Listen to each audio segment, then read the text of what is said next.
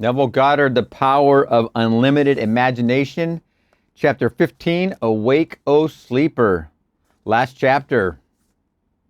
In the book of Ephesians, we are told to awake, O sleeper, and arise from the dead, and Christ shall give you light. This awakening and rising comes about through an inner development, for the Bible is your autobiography. It was you who inspired the prophets to record their visions. And it is you who will fulfill their prophecies in a first-person, present-tense experience. First-person, present-tense experience.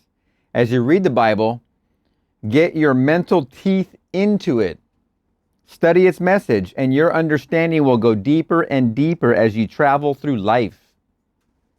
The Bible teaches self-help. Do not look to any leader on the outside. Only look to self by turning within. If anyone offers to do for you what you can do for yourself, reject their offer and turn to Christ.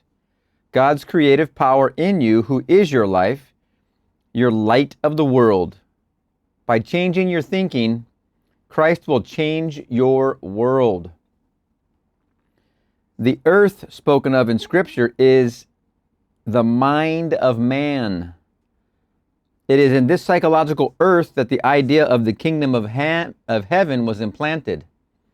It is in this psychological earth that the idea of the kingdom of heaven was planted. While in the state of sleep, false doctrines have crept in.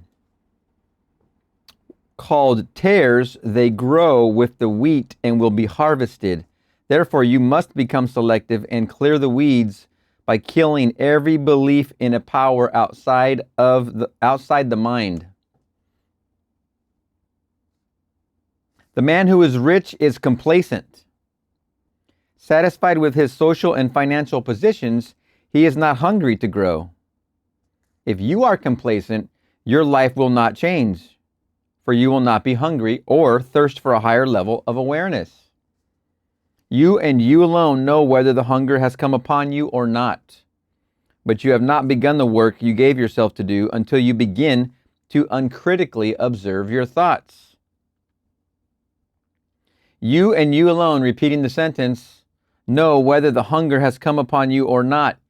Yes, indeed, you and you alone will know this. And when you do, you will discover that you are not as truthful, honest, or courageous as you thought you were. That's when you begin to uncritically observe your thoughts. Tonight, select a future upon which you want to work, and tomorrow be watchful. Just select a future. Just select a future. Doesn't matter. Remember, God, I am all that is right here. Your self-concept, my self-concept, an old self-concept, a coming, a new one, this one, that one, the other one, all flavors of the entire rainbow are here. This is your present self-concept. Tonight, think on one. Just think on one. Select the future which you want to work. You want this to work.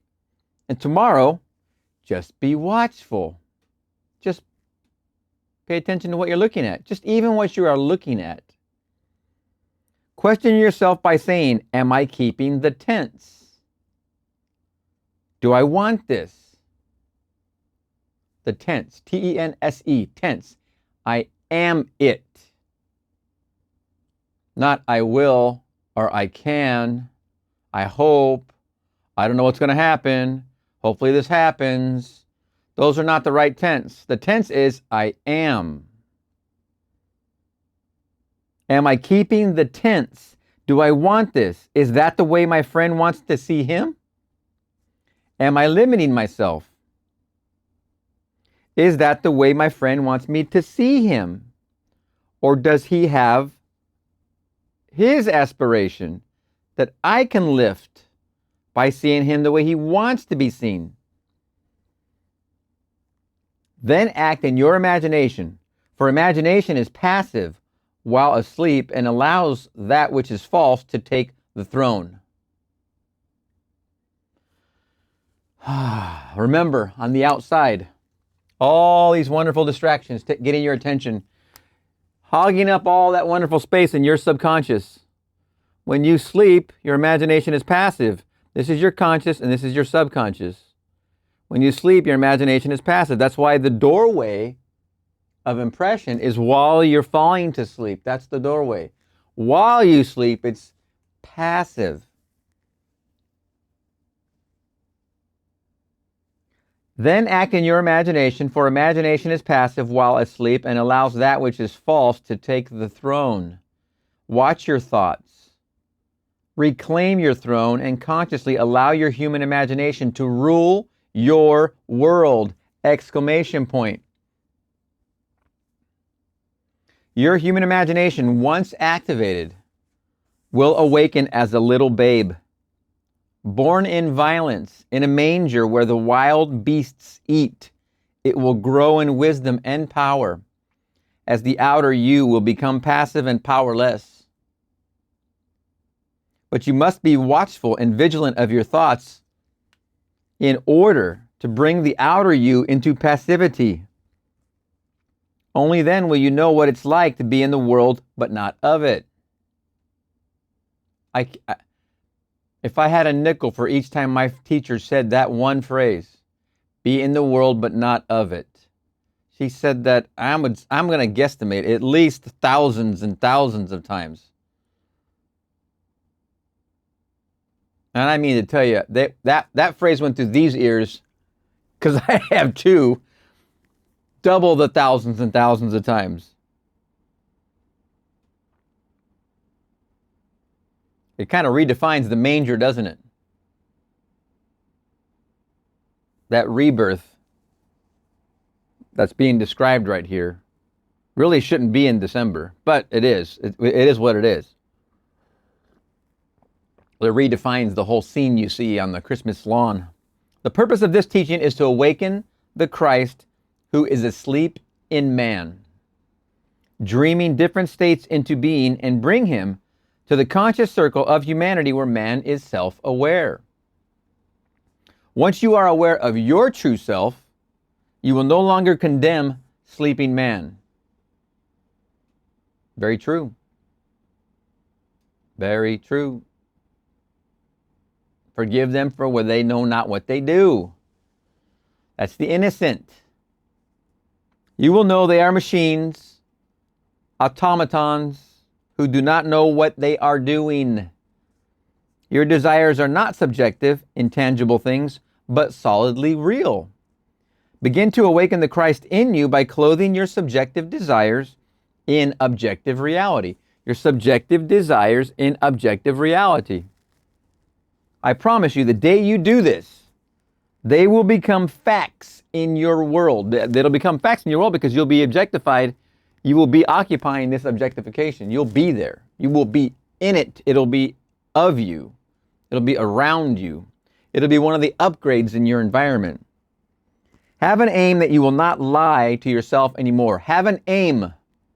This is your goal.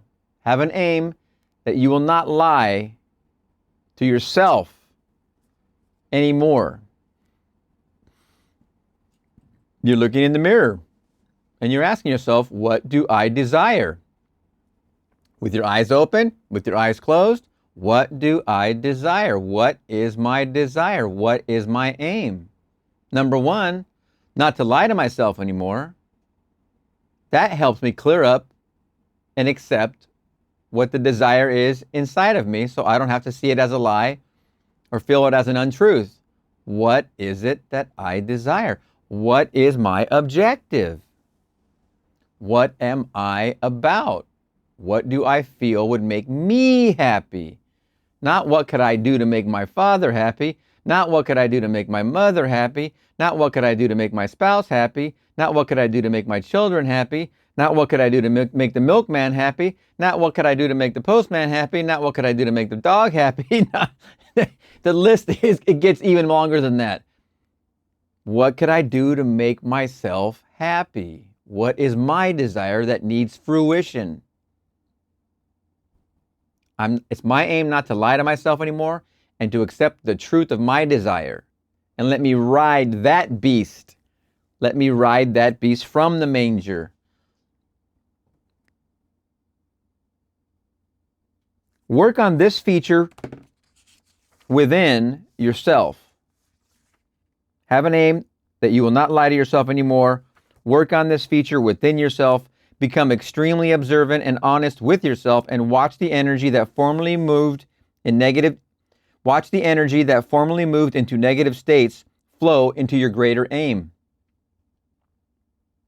All you're doing is closing off one path and opening the other. You're closing off one direction where you would send that and taking it to the direction that you want. The other one was a path of habit. Now it's a path of direction.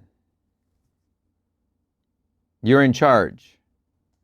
Perhaps your aim is to become a great teacher. Not because you want to impose your will upon others, but because you want to awaken in others what you have awakened in yourself. The awakening begins when you feel a separation, a division of the natural and the spiritual imaginative you to which all things are possible. It is this spiritual you that clothes your subjective state in reality. By changing the feeling of I, you can direct your life internally and escape the prison of your present state, regardless of what it may be. By thinking from the point of view that the problem is solved, you move from the problem to its solution. Oh my gosh, what a liberating sentence of all sentences, just that one. Listen to that one sentence. By thinking from the point of view of the, by thinking it's so amazing, I'm just so befuddled on how simple, how graceful, and how amazing this one sentence is. It is so simply the solution. By thinking from the point of view that the problem is solved, you move from the problem to its solution. And it's that simple. This change of attitude is called the be-attitudes. In other words, you are being what you want to be by assuming that you already are it. When you know what you want, consciously clothe yourself in a new concept of self by extracting your I from the evidence of the senses and placing it in the place you want to be. Taking the I from the evidence of the senses and placing it where you want to be. By this assumption, or be-attitude, you have journeyed from one state to another. And if I be lifted up, I draw all men to me. You will know the meaning of that phrase right there once you see it work. Again, I know I've said it in a previous video, but I'll repeat it here. My wife had some deadlines with her work, and they were totally impossible to her mind. She told me what she was leaving to go do that day, and these deadlines that were very important and almost completely impossible to her mind. Right when she closed the door, her father-in-law was in the next room, and I'm in the office room, which is a room over. He was in the dining room, and I'm in the office past the hallway. And I imagine her I close my eyes. I'm doing and imagining her walking back in with a smile, glad that all these deadlines were met. And I'm high-fiving her. Oh, congratulations. I give her a hug. I go, that's amazing. That's incredible. Congratulations. Wow, it's amazing. I can't believe it. Congratulations. That was all happening in my mind.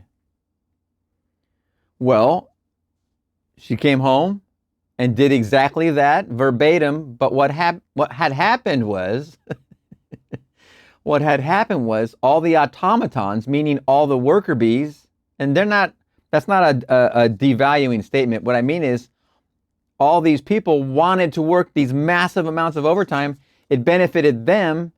My wife's company she was working for, they wanted to have the project done on time, so they directed and requested overtime of the employee of the workforce, for lack of a better phrase, and they were like, sure, yes. And they all came in 12 hours a day, 7 days a week, and made it happen.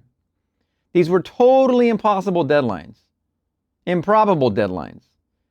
One imagining lovingly from one other person who's not even on the job. It was like Dr. Hugh Lin doing that for the patients at the hospital.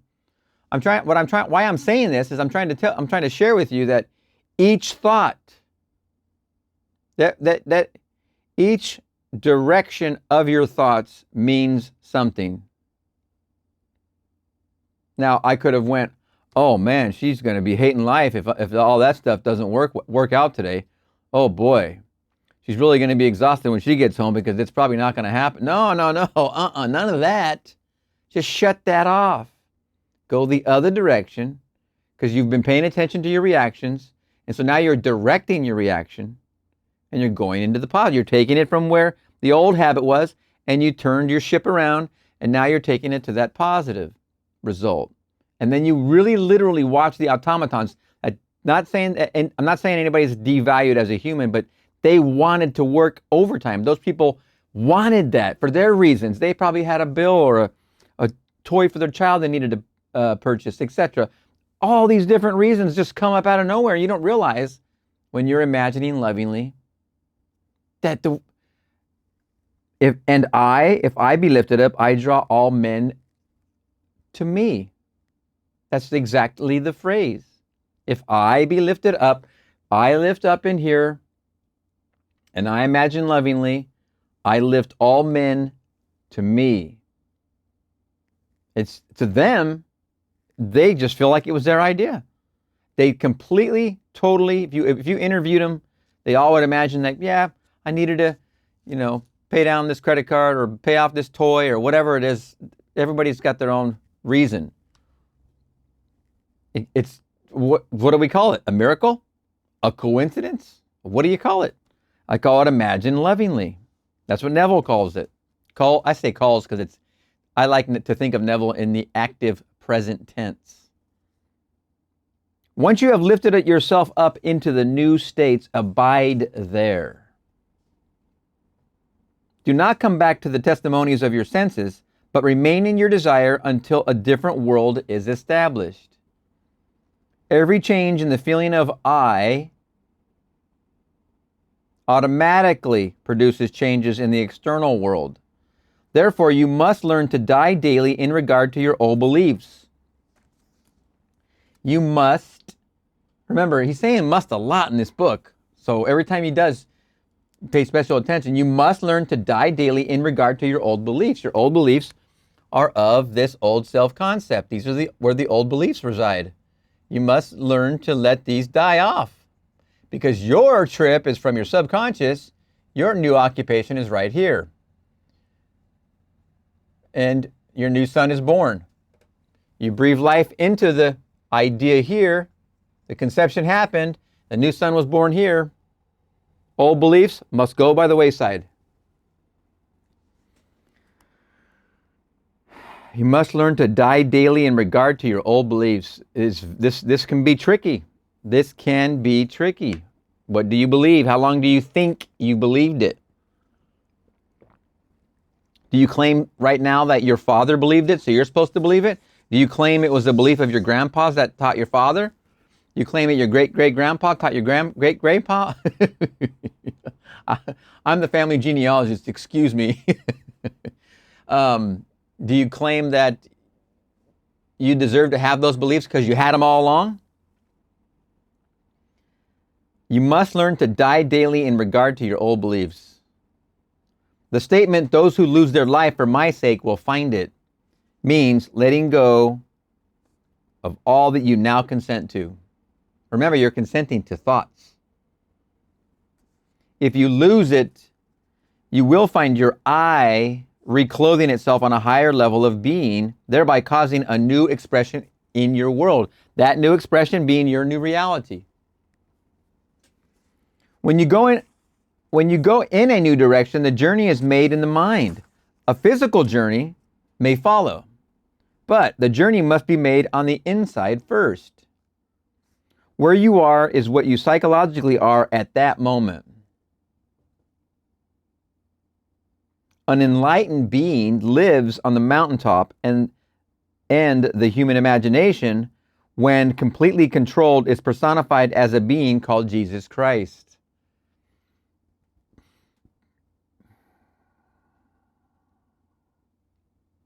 It's fascinating. One sentence, man. Just one sentence right there. I got to repeat it because it's too good. It's too juicy. It's too much like the tasty venison right there. An enlightened being lives on the mountaintop, and the human imagination, when completely controlled, is personified as a being called Jesus Christ.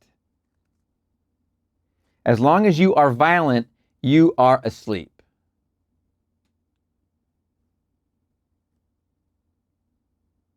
What is violence? Violence is any thought that you know is violent. We don't even have to break them down. You know a thought is violent when you think it. You know it. You don't have to be in shame about a violent thought. Trespassing on your neighbor trespassing on you. You don't have to be in shame about it or guilty about it. None of that. You just need to change from the direction of that. You say, that's not what I want to do. I'm going this way. My desire's right here. My desire and my desire only is this direction. That thought might come in, but it's not going to have a home here. It's not going to find fertile ground here. I'm not involved with that anymore, period. And you must do this over and over and over. How long does it take? How long does it take?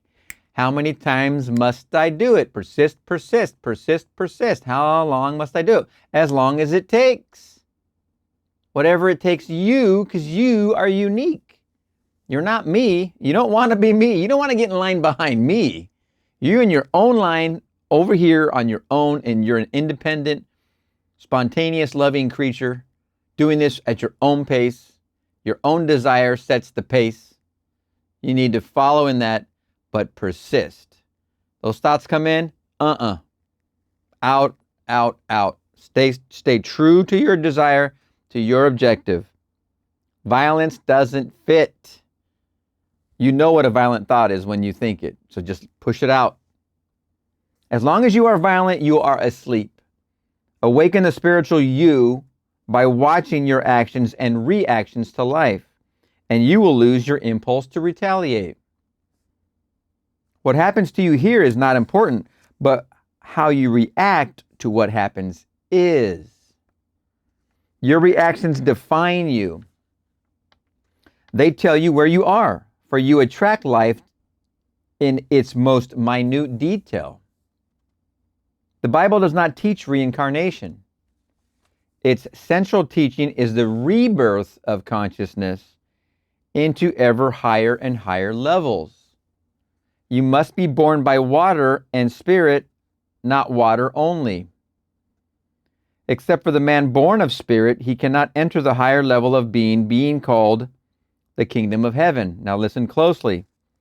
You must be born by water and spirit, not water only. What is it you're born into? What breaks in the mother when you're coming into the world?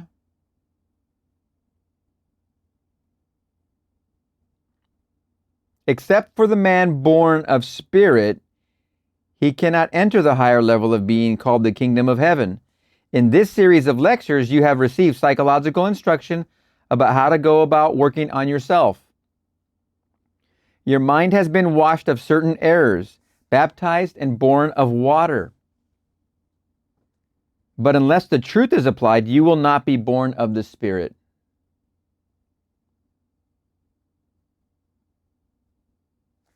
The word Mary means water. Christ, the I in you, is born of water and of the Holy Spirit. The outer you cannot receive instructions. He is literal and takes things literally, thereby receiving nothing but stone. The righteous man, however, is conscious of being the man he wants to be, while the foolish man steals from himself by not claiming his desire. Every time you see a man less than what he wants to be, you have robbed him of the state necessary to externalize it. Very important sentence. Let me repeat. The outer you cannot receive instructions. And if you're watching this video and you've made it all through these videos to now, the outer you doesn't know why the heck you're watching these videos. Your mother, sister, brother, aunt, uncle, wife, husband, children, neighbor, they can't understand why you're watching these videos. But the inner you, born of spirit, does know why you're watching these videos. There's a very, very important reason that you're getting through the outer you. The outer you is a big shield. It's a big shell. It's a big to-do of whateverness. But the inner you, who wants to wake up, will put up with the outer you taking all the business from other people who don't understand what this is. What's Neville? What is this guy talking about? The outer you cannot receive instructions. Every time you see a man, this sentence is profound, okay, and it's very real because it gives us the responsibility of what we choose to see when we see others. Are we going to take the responsibility and imagine lovingly? If we do, and we are, not only do we become the shepherd, the good shepherd, but we just simply imagine lovingly. That's what we do. We are imagining lovingly when we see our brother the way he wants to be seen. If we see him the way he doesn't want to be seen, let me read the sentence. Every time you see a man less than what he wants to be, you have robbed him of the state necessary to externalize it because you've stood in judgment. Be not as the heathen who by vain repetition hopes he can get the ear of God. Rather, when you pray, go within and close the door. Okay? And your Father who hears in secret will reward you openly. You have but to change the feeling of I. Close the door to the outer world and fill yourself into the state your friend desires. With a planned program, see him and talk to him from the promise that he is that person already. Congratulations, man. It's amazing. I'm so happy to hear about your new opportunity. You hear his voice saying, yes, it's great. It's wonderful. I can't believe it. It's just all happened so fast. Yeah, that's awesome. Hug, hug, high five, happy, happy. Keep the door of reason and logic closed. And walk in faith that what you have heard and seen in secret will be rewarded openly, and it will. I promise you, I'm sitting right here telling you, it works. Just do it. In the famous words, I was in the military and I just I was brand new and we were in this special school in Tennessee and it's like you go to boot camp and then you go to school and then you're going to teach you the further education. And we had spare time on our hands and we're going and we're with all this first time doing some kind of work. It was a work detail. And this guy says to me, he's in charge of all of us. He says, he says to me and I think one other guy, get that paint right there and then brushes and just go paint that fence over there. And I'm like, I'm 18, fresh out of high school. I don't think I've painted anything yet. I says, how do we, what do we do first? He says, looks at me solemnly and just says this, just do it. I mean, he was a big dude and we were much smaller than him and we were like, okay.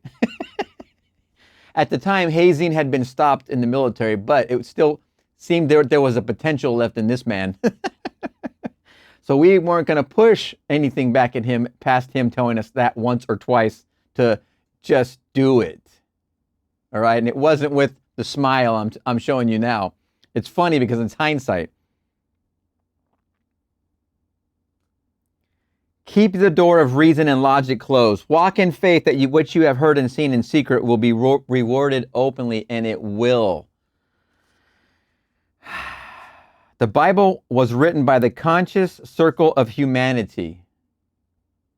You entered this circle at the moment of wakefulness.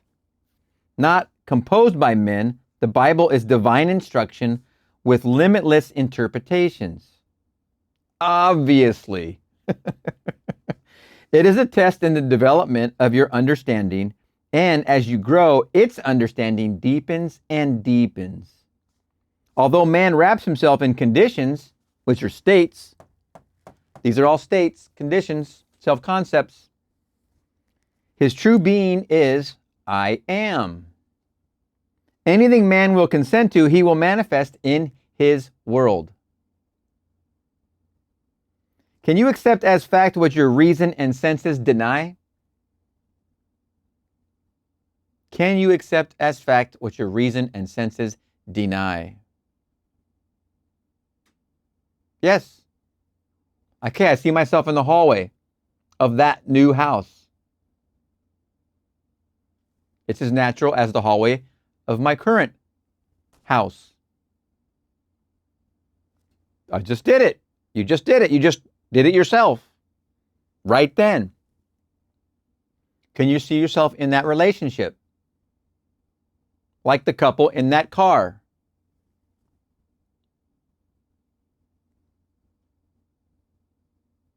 I mean, I must admit, when I was single, that was something I noticed. I would see a couple in a car and I would notice, how are they relating to each other? That was something that, I mean, I didn't go around seeing how do people count rolls of coins. That wasn't important to me. I went around seeing how do people relate to each other.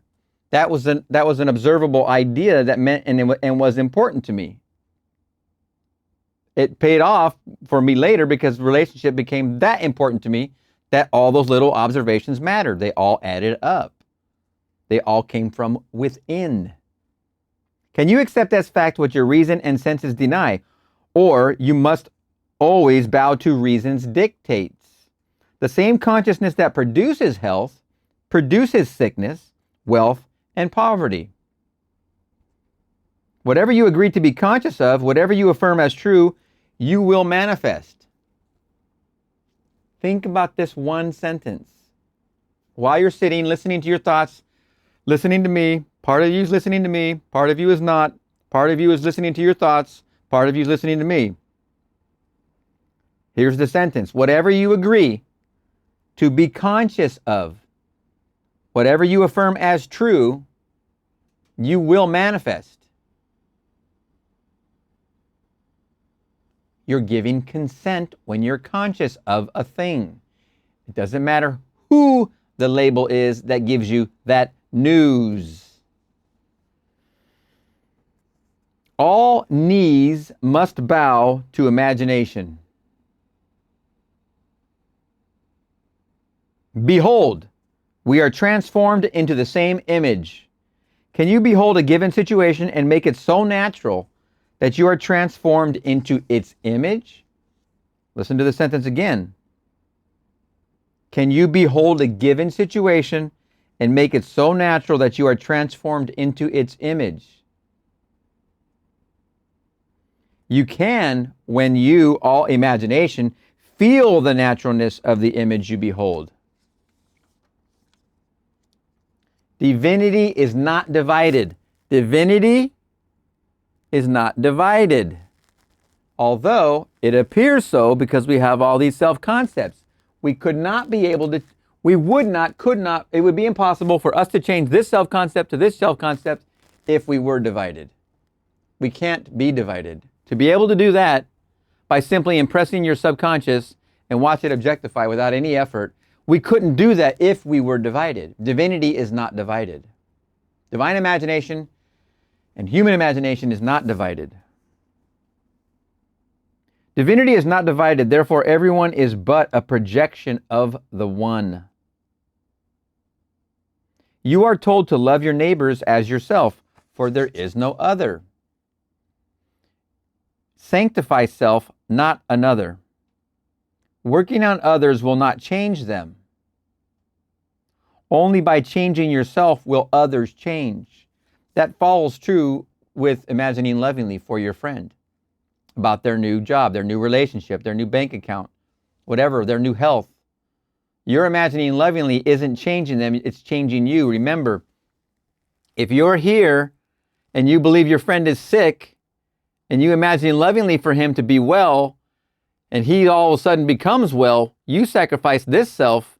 Here's you, the new self that believes he's well. He's over here, the sick self, and he becomes the new well self. But you have to sacrifice this self, whichever one I pointed at here. Whichever one you are that you believed he was sick, you sacrifice by imagining lovingly that he's well. So you make the sacrifice about you. You change yourself. He has a choice to go from the sick to the well. That's the sacrifice he makes on his initiative, his volition, his wanting and having a desire to be well. Will meet up with your sacrifice, your imagining. These will come together because in that subconscious network where everything combines, that will be picked up. What Seth called a psychic bridge will be formed. Seek confirmation of your ideas and you are not growing. All textbooks are man-made and uninspired from on high. Stick to them and you will remain on their level. Believe in self. Trust your human imagination and you will grow in wisdom and in stature. And as you grow, you will outgrow your former beliefs. Tasty venison. Chapter 15, Awake, O Sleeper, the power of unlimited imagination. Postscript. We are God's children, destined to be God himself. And God creates everything he individualized as you consents to. Resolve only to hear what is good concerning yourself and another. So everything that enters your mind will contribute to a life of joy, feasting on higher states. Divinity is not divided. Therefore, everyone is but a projection of the one. When you know the spiritual being within you, you will assert the supremacy of imagination. What a wonderful chapter and what a close to most amazing book. The Power of Unlimited Imagination, also known as the creative use of imagination. This had 2 extra chapters. The playlist will be in the proper order of how I came to them first here, and then I just continue the chapters in this book. Wonderful, wonderful book. I hope you enjoyed it. We'll see you in the next chapter.